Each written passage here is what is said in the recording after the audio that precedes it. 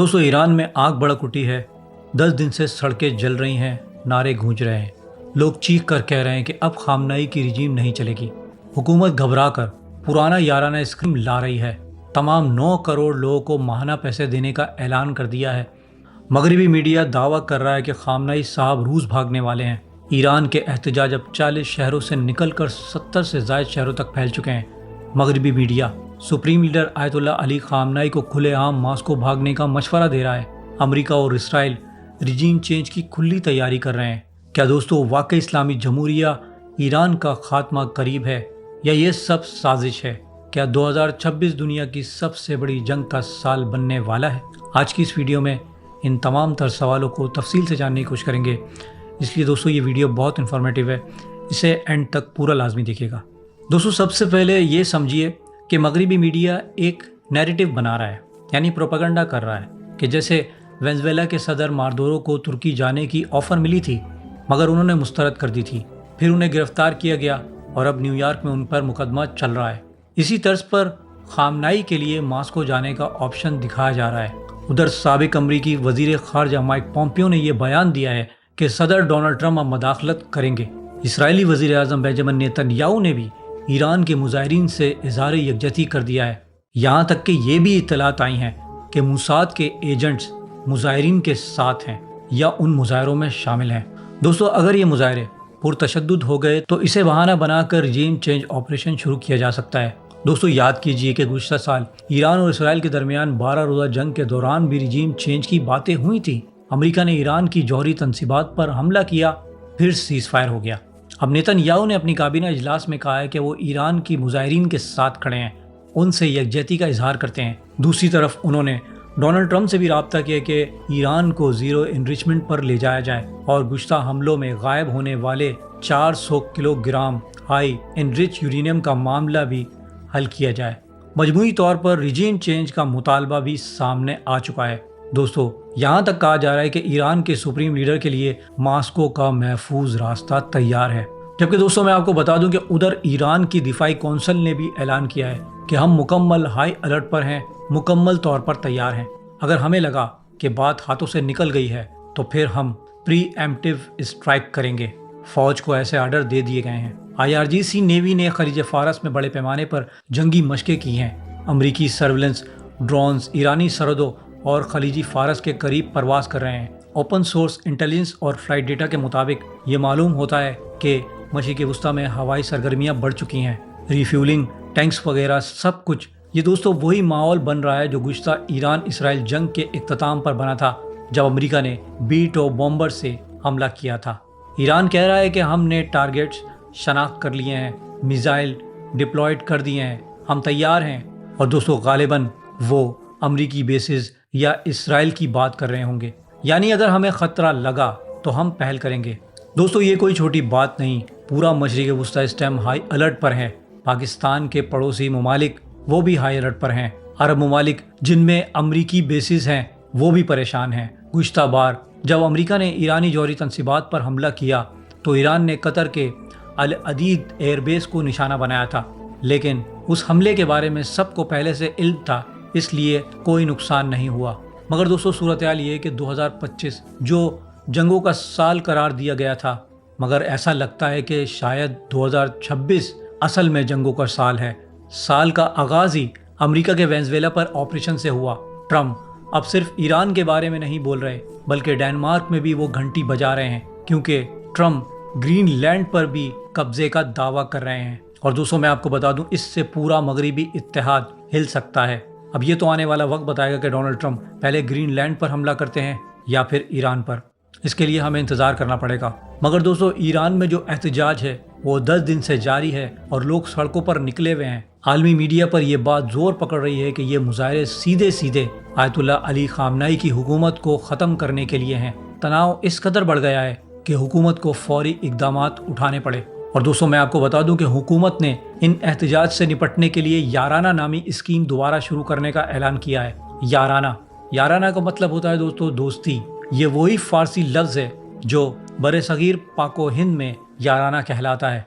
Iran की इसी policy के तहत हुकूमत हर शहरी से दोस्ती निभाते हुए दरमियानी और लोअर मिडिल اور غریب خاندانوں کے اکاؤنٹ میں ماہانہ امداد کے طور پر ایک رقم منتقل کرتی ہے۔ یہ اسکیم دراصل صدر احمد نژاد کے دور میں شروع ہوئی تھی۔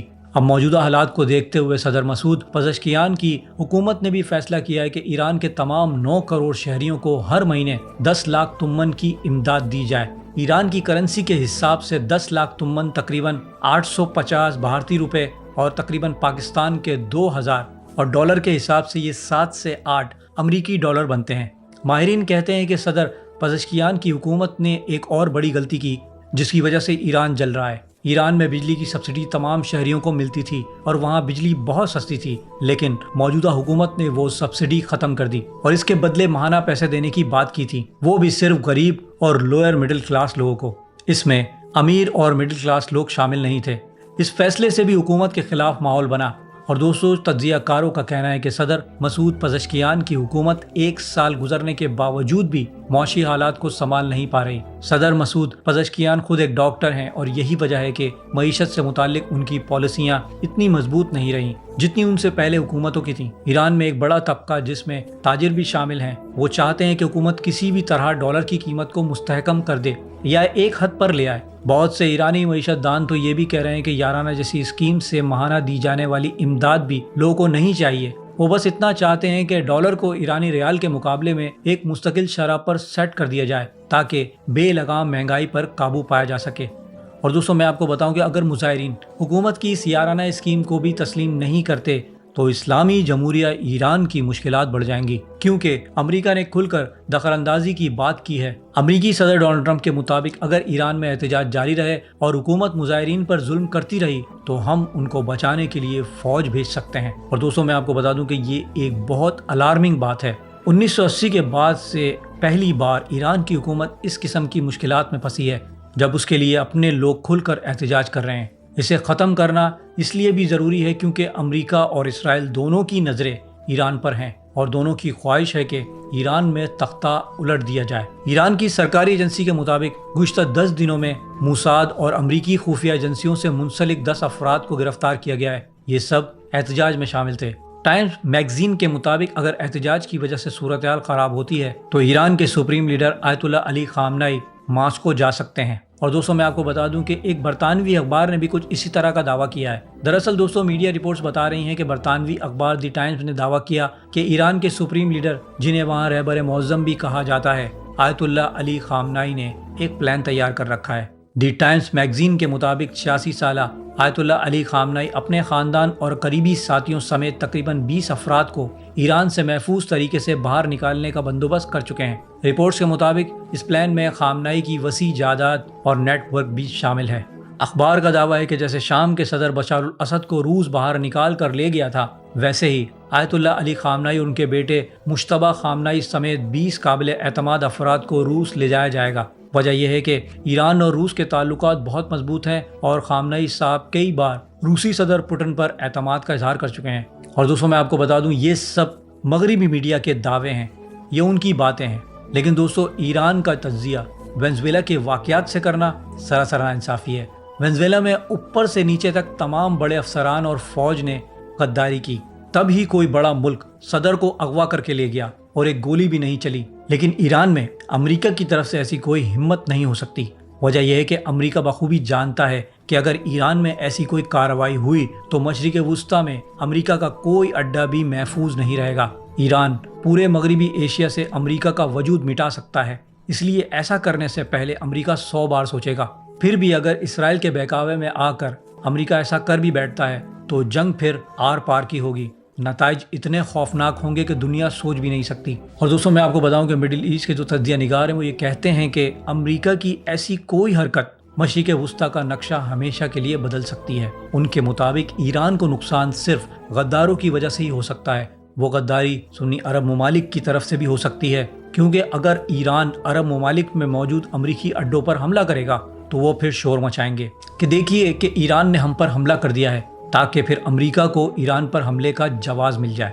دوسری طرف دوستو پاکستان میں بلوچستان کی سرحدی علاقوں میں تحریک طالبان پاکستان جیسی دہشت گرد گروہ موجود ہیں اور ایسا ممکن ہے کہ وہ بھی اس سازش میں شامل ہو سکتے ہیں، کیونکہ اسرائیل اور امریکہ نے ان گروہ کو بھاری پشت بنائی دے رکھی ہے۔ اور دوستوں میں آپ کو بتا دوں کہ آیت اللہ علی خامنائی رہبر معظم کی عمر اس ٹائم 86 سال ہے اور ان کا پہلے سے ہی عہد ہے کہ کچھ بھی ہو جائے وہ امام حسین علیہ السلام کے راستے پر چلتے رہیں گے، یعنی ظلم کے آگے کبھی نہیں جھکیں گے۔ وہ کہتے ہیں کہ وینزویلا میں جب بڑے افسر ہی بک گئے تو صدر کیا کر سکتے ہیں، لیکن ایران میں ایسا نہیں۔ وہاں IRGC کے علاوہ بیسیج فورس بھی ہے جو سپریم لیڈر کے لیے کچھ بھی کرنے کو تیار رہتی ہے۔ اس کے علاوہ ایرانی عوام بھی بھلے مہنگائی یا دیگر مسائل کی وجہ سے شدید احتجاج کر رہے ہیں، لیکن جب ملک کی بات آئے گی تو اسلامی انقلاب کے ساتھ کھڑے ہو جائیں گے۔ دوستو، مڈل ایسٹ کے تجزیہ نگار کہتے ہیں کہ ایران کے اسلامی انقلابی حکومت کو گرانا امریکہ کے لیے اتنا آسان نہیں، اور 86 سالہ سپریم لیڈر آیت اللہ علی خامنائی ملک کو کبھی نہیں چھوڑیں گے۔ وہ لڑیں گے اور تاریخ بنائیں گے۔ ہو سکتا ہے کہ اسرائیل کے وجود پر بھی خطرہ آ جائے۔ دوستو، کیا یہ احتجاج واقعی رجیم چینج تبدیل کر دیں گے؟ یارانہ اسکیم سے عوام مطمئن ہو جائیں گی؟ مغربی میڈیا کے دعوے کتنے درست ہیں؟ اور اگر تناؤ بڑھا تو مشرق وسطیٰ کا کیا بنے گا؟ کیا 2026 واقعی بڑی جنگوں کا سال بن جائے گا؟ آپ کی رائے کمنٹ میں ضرور بتائیے گا۔